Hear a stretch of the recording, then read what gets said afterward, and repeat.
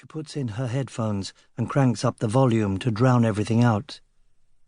Too wrapped up in her music and her miserable, melancholy thoughts to care what's happening elsewhere, Joanne's blissfully oblivious of the chaos unfolding just meters away from where she's sitting.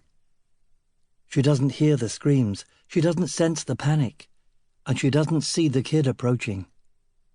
The kid who's about to kill her. The first she knows of the attack is a vicious swipe around the left side of her head. The weapon is actually a length of chain taken from the safety railings, but when it hits, it feels rigid like a length of lead pipe, and it burns like nothing she's ever felt before. Joanne's on all fours with her ear split and blood running into her eyes and mouth before she knows what's happening. She gasps for breath, her mind in overload, struggling to work out what, who, how, and why, and at the same time trying to cope with the most horrific pain imaginable. It fills her whole body, hurting so much it steals her breath from her lungs. Her arms give way, and she hits the deck and rolls over onto her back, looking up into the rain and spray. She's numb and slow to move, and the chain lashes down again and again. She instinctively raises her hands to protect her face, but it does her no good.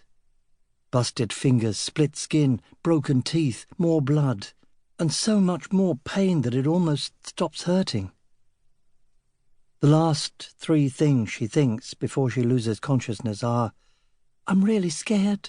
I want Dad." Then, "I know you.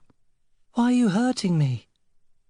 And then, "Am I going to die now?"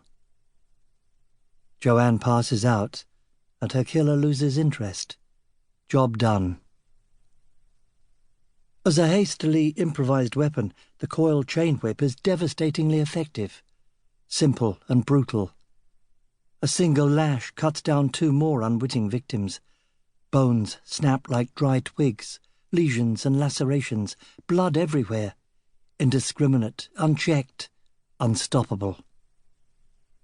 A boy cowering way over to the killer's right tries to run for cover, but his way through is blocked by Joanne's fallen body, and all that his frantic, scrambling movement achieves is to draw attention to his being there. Might as well have painted a target on his back. The attack is fast and intense, and he's dead in seconds. Below decks, the engine grind muffles the noise. A sudden stampede from above is the first indication that something's wrong. A flood of kids running for cover, tripping and falling over one another down slippery wet metal steps to get out of the way. When Roger Freeman goes up to investigate, his first reaction is utter disbelief. The disbelief is immediately replaced by panic. It takes a couple of seconds for him to fully comprehend what he's seeing, because it's so unexpected and so wrong. It's a damn massacre. Death and violence everywhere. He forces himself to go out onto the deck. No plan, just a sense of duty and his instinct to protect driving him forward. But he's held up by a mass of terrified kids still trying to go the other way. Roger's in clear space now, and as he walks out onto the deck, the killer strides toward him with a vicious intent way beyond her years.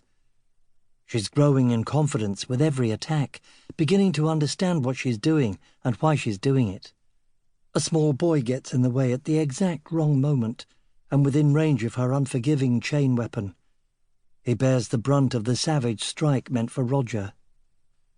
All Roger wants is to run, but adrenaline keeps him focused.